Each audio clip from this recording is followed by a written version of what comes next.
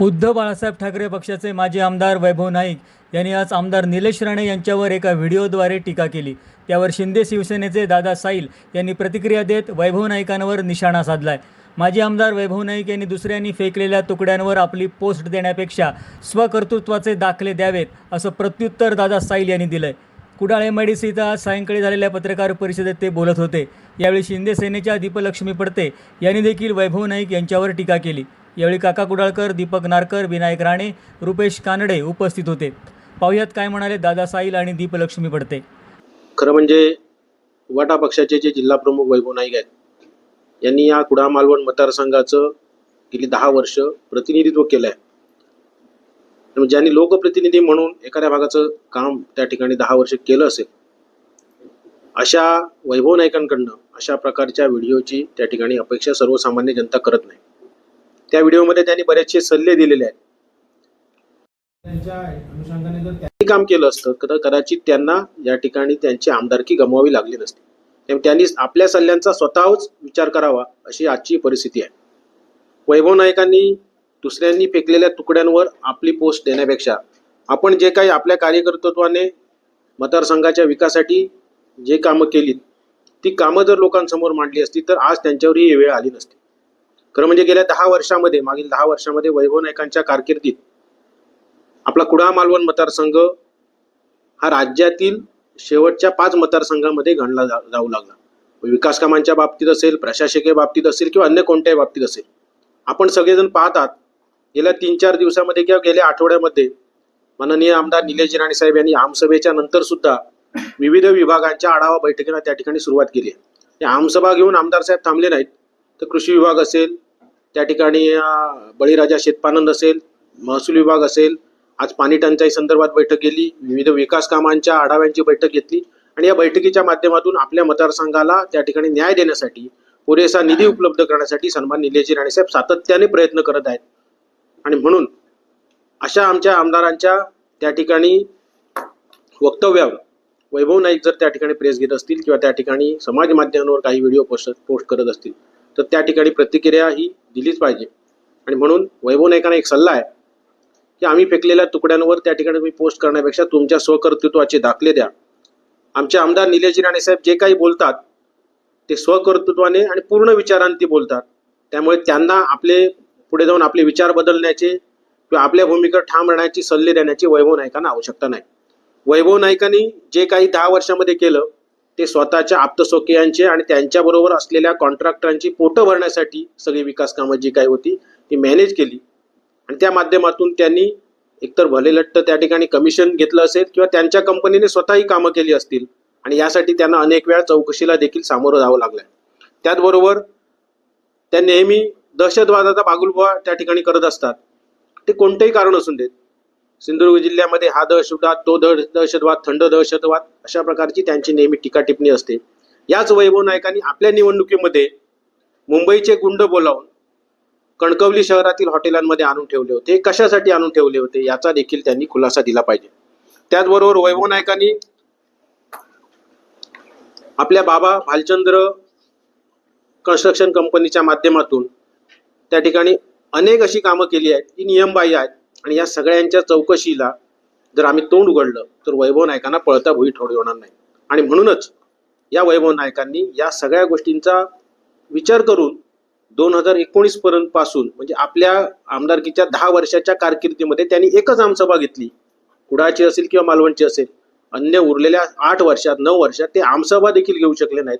कारण आमसभा म्हटल्यानंतर आम जनतेच्या सगळ्या प्रश्नांना उत्तरं आमदारांना द्यावी लागतात आणि ती उत्तरं देण्याची त्यांच्या त्या ठिकाणी क्षमता नव्हती, कुवत नव्हती, उत्तरं देऊ शकत नव्हते म्हणून त्यांनी आमसभा देखील घेतली नाही।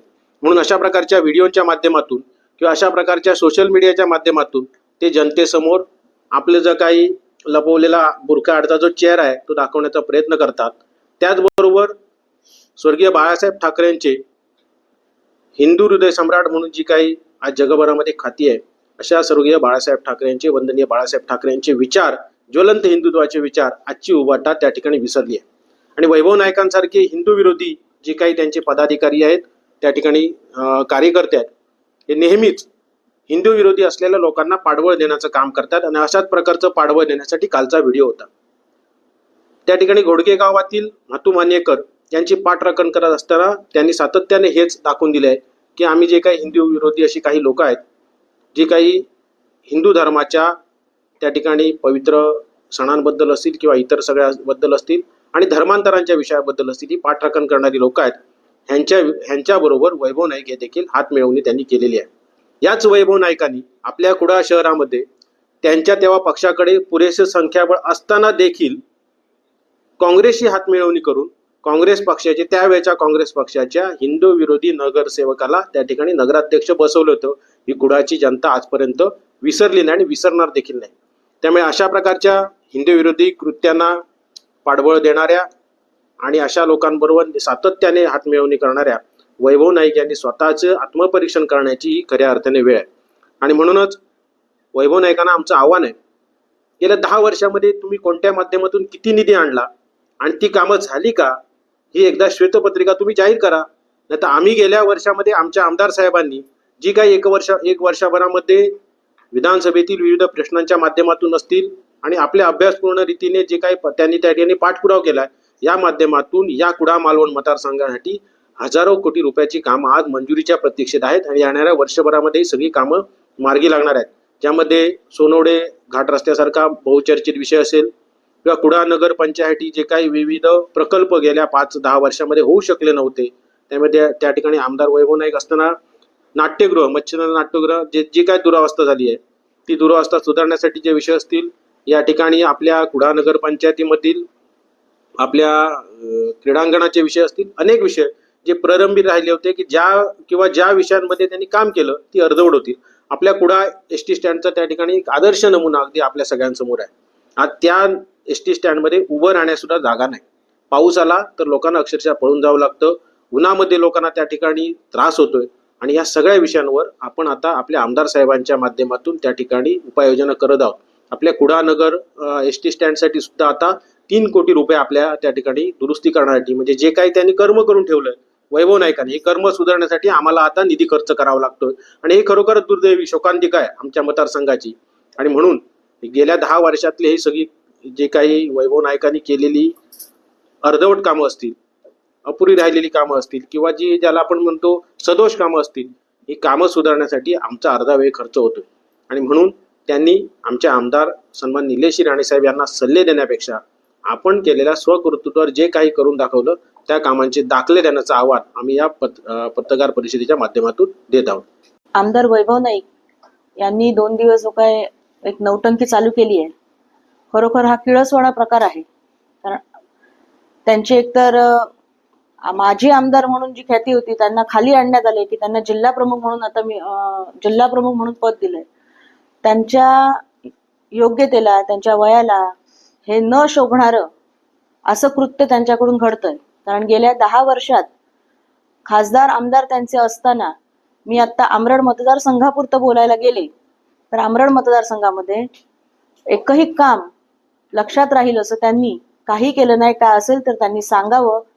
आणि आत्ता विषय जो चाललाय त्या विषयाच्या अनुषंगाने बोलायचं झालं तर जिल्हा प्रमुख म्हणून किंवा त्या जिल्हा परिषद सदस्य, त्या ठिकाणचा जिल्हा परिषद सदस्य म्हणून कुडाळ मालवणचे आमदार निलेशजी राणेसाहेब यांना त्या ठिकाणी स्थानिक आमदार म्हणून कुठचंही कार्यक्रमाचं भूमिपूजन करायचं असेल किंवा लोकार्पण करायचं असेल तर स्थानिक आमदार म्हणून किंवा त्या ठिकाणचे ग्रामपंचायत सरपंच, जिल्हा परिषद सदस्य, पंचायत समिती सदस्य यांना न बोलवता भूमिपूजन करण्याचं एक त्यांनी चूकच केलेली आहे. आणि ती त्यांना स्वतः म्हणून करत त्यांनी मान्य करायला पाहिजे होती. तर तो विषय राहिला बाजूला. नको तर म्हणजे आपल्या घरातलं कुठलंही काही न बघता दुसऱ्याच्या घरात वाकून बघणं आणि त्याहीपेक्षा घाण करणं, इतकं घाणेरडं गलिच्छ राजकारण माजी आमदार वैभव नाईक करतायत. आणि यापुढे त्यांचंच नाही इतर कुणाचंही अशा पद्धतीचं बोलणं सहन करून घेतलं जाणार नाही. आणि आपले आत्ताचे आमदार निलेशजी राणेसाहेब यांच्या माध्यमातून होणारी विकास कामं जी आहेत, आदरणीय खासदार नारायणरावजी राणेसाहेब तसेच या जिल्ह्याचे पालकमंत्री आदरणीय नितेशजी राणेसाहेब यांच्या माध्यमातून होणारी कामं असतील, जी विकास कामं असतील, त्यांची भूमिपूजन असतील, त्यांची लोकार्पण असतील, ही कुडाळ मालवणमध्ये स्थानिक आमदार आदरणीय निलेशजी राणेसाहेब यांच्या उपस्थितीतच झाली पाहिजेत असं आमचं संपूर्ण मतदारसंघातील सर्व पदाधिकाऱ्यांचं म्हणणं आहे. आणि ह्या सगळ्या आमच्या कामाच्या कार्यक्षेत्रात आणि साहेबांचा कामाचा जो ओघ आहे तो बघता आमदार वैभव नाईक यांनी आपल्या गप्पपणे आपण घरात बसावं एवढाच मी त्यांना सल्ला देईन.